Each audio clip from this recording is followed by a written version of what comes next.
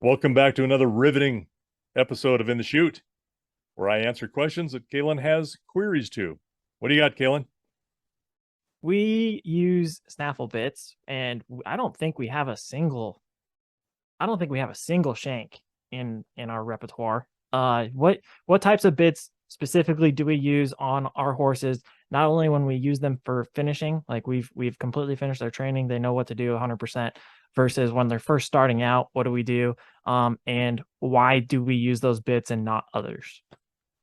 Uh, that's a good question. There's millions of dollars worth of bit sales every year, Yep. multi-millions. Everybody's got an idea about what a bit should do. That is as personal as the hat you wear. Yeah. Um, Or a lack of bit with like a hackamore and or such. yeah, and I love using hacks, especially in the wintertime. Horse Yeah. can doesn't have to have metal in their mouth. Yeah. You don't have to pre-warm it. They can get, any time of the year, a really good drink. And not that a bit holds them. They learn to drink with it, and they'll learn to eat with a bit if you allow them to eat when you're riding, which is a no-no. But I mean, they can still do that. Um, yeah, uh, the whole philosophy around bit use for us is around not using that bit. It's about as using having it as a guide, not as a training or teaching tool. Now, with that said, that doesn't mean we don't use them because, I've got full cheek snaffles. I like a snaffle that does not completely break in two or fold up as a general rule. You can, put some pressure on the top of a horse's mouth too harshly. You can And you're kind of talking about the bit nutcracker the itself bars. instead of going completely V up. It's got almost like a little sleeve in the middle where it'll keep it from, it'll just kind Yeah. of bend a little bit versus completely. Yeah. It's basically, it's almost like a cricket in there, but it's not a cricket. It's a roller in the center of it, a certain width. And you can get different widths of them, and it will allow the bit to not break, as you pointed out. If you're up here like this, and this is your bit going across a horse's mouth, a traditional snaffle, which does not have anything to do with the bit necessarily. It's about whether it's shanked or not, has leverage. But what people think of as a traditional snaffle will sit like this in the mouth and it articulates here. Most of them will completely fold up. Well, then you can put pressure on the jaws or the lower bars of the horse's mouth, and at the same time push up into the palate of the roof of their mouth. And I like them so they have this roller that sits in between, and then it'll only allow them to come down so far. So you're putting pressure backwards on the horse's mouth, but not on the sides of the bars of the mouth. So um, I will use that with a full cheek, and so that the as you're teaching a horse to rein, that you're not pulling that bit all the way through their mouth. It's fairly stable and very stable in their mouth, and we always use it with a curb strap as well, behind the chin, so that it stays stable in the horse's mouth. And then you're pulling that face around one way or the other with that bit, with the full cheek portion of that, teaching them to give to the rein and give to the neck rein. And it's just a step to just change them. And so when I say you don't use them necessarily to train, you do, but it's very light and very gentle as well, so that they're giving to the pressure, not being pulled. So almost like you're pushing that face around by pulling it. You're pushing on the side of the face with another cue, a neck rein or leg cues, in order to push that face around and then articulate the whole body around, whether however you want to do that. Um, Typically placing the weight on the hinds and getting them to turn. So we do have some curb bits. I haven't used a curb bit in years for training because, again, our philosophy is the training is in the head, not in the mouth. And I have seen and listened to other type trainers that have said a horse's brains are in its mouth and you hang the brains on the barn wall at the end of the day, which I completely, absolutely disagree with. Um, that bit and the bit style has to do a lot also with culture. So you get spade bits. You start with hackamores and then move into spoons, spades, with lots of leverage on them, as a matter of showing just how light you are with your hands. The training is still in the head of this horse. You're not putting a lot of pressure. It's like, okay, it's like holding instead of holding a gun to somebody's head, it's like holding a cannon to their head and saying, look, I can get you to do this without using it. And that's kind of what happens with a lot of the spade bit type of really the philosophy. I like that philosophy to go into their brain where they will respond to me even if I put a halter on them. They'll Right. respond the same as they would on the snaffle bit. So I like to use less is more, less pressure, and I'll finish these horses with a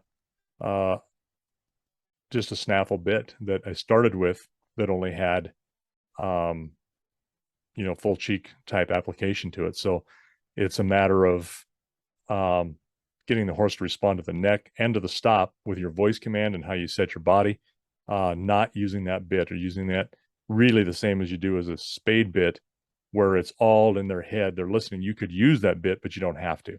So, not tearing their mouth up, being gentle on it, and it's nothing more than really being able to control the nose early on, the mouth early on, get that stop, and reinforce it with your body and your voice, and you just have that in as a guide. Lots of neck rein, not not a lot of direct rein when they're finished. It's of course it also depends on who you train for. Some people don't want a neck rein; they want strictly a direct rein. But I like to put that neck rein on them so that that brain is listening as to what you want. So that creates a little bit lighter mouth, and then they can go ahead and direct rein later on. They kind of detune them a little bit, you might say. Now, I said at the beginning we don't use shanks, and again, I don't think we have any. If we do, it's maybe one or two just out of demonstration purposes. Right. But Correct. you made a short experiment, and I think you wrote maybe an article about it too, if I remember correctly.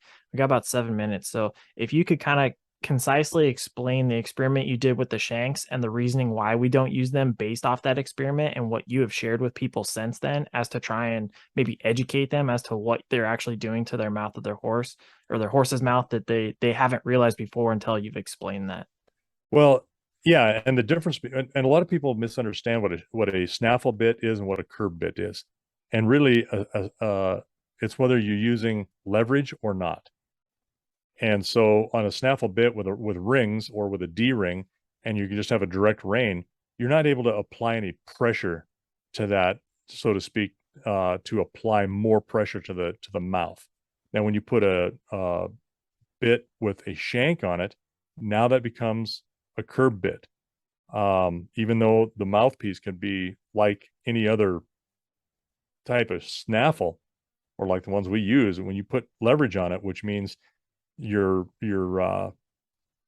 pole piece or your cheek piece to your bridle attaches to the top of it, and then you got a curb bit or a curb strap that comes on the bottom, and you put even this much of leverage on there, and you pull, it articulates the whole thing, and it pulls down on the horse's head between their at the pole. It puts pressure on the cheek, and you get a horse into some kind of compliance or change. And sometimes they'll drop their head. You can teach them to do that, and you can do that with very light hands.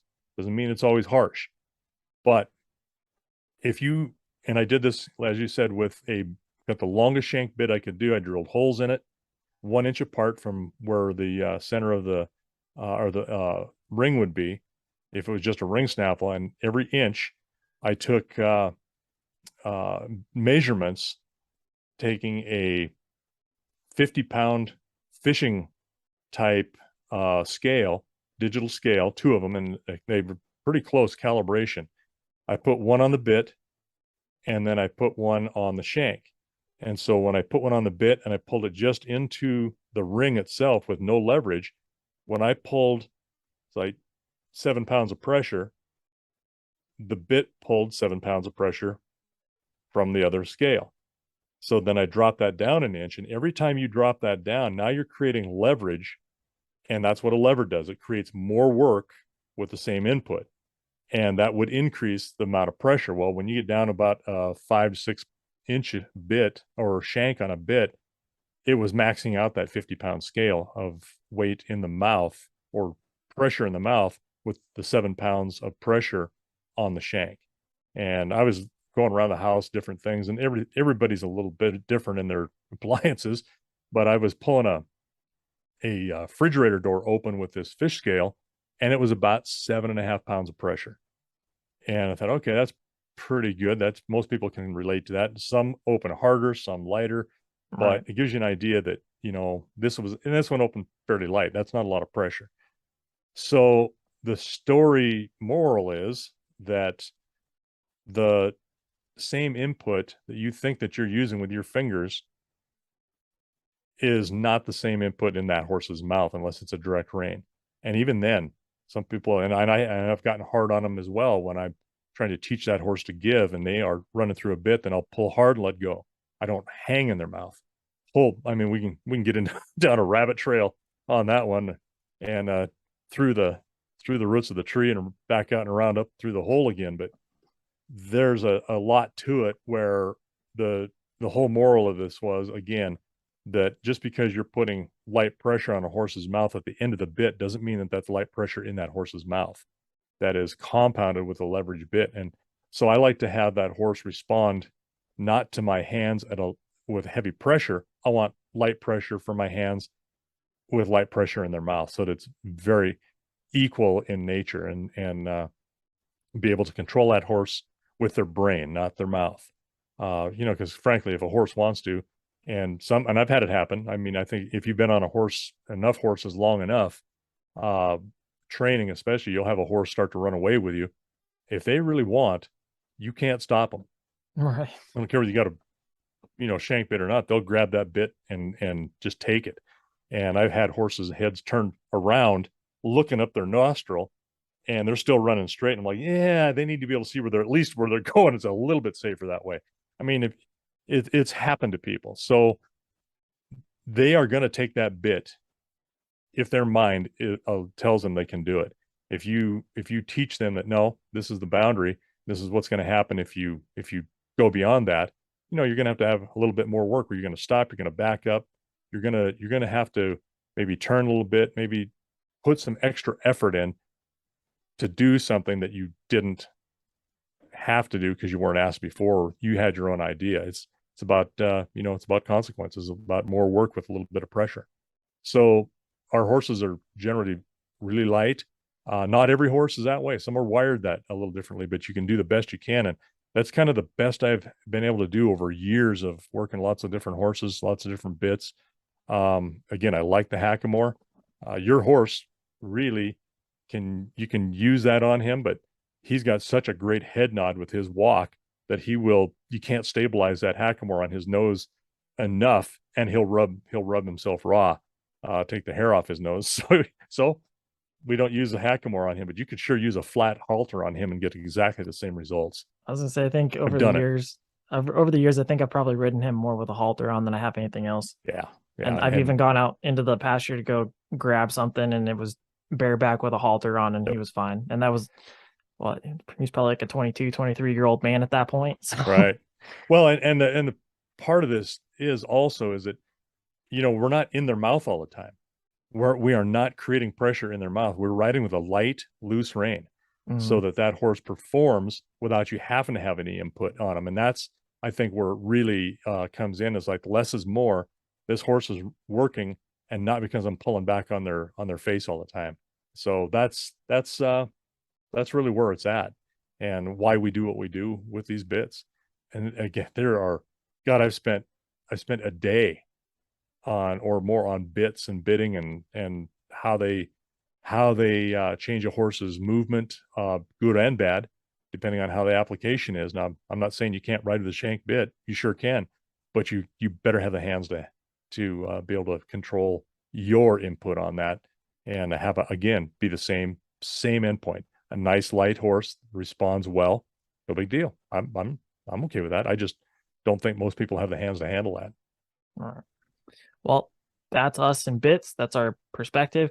We might make a video duplicating that experiment that Dad talked about someday. So stick with us, and thanks for joining. We'll put this conversation out to pasture.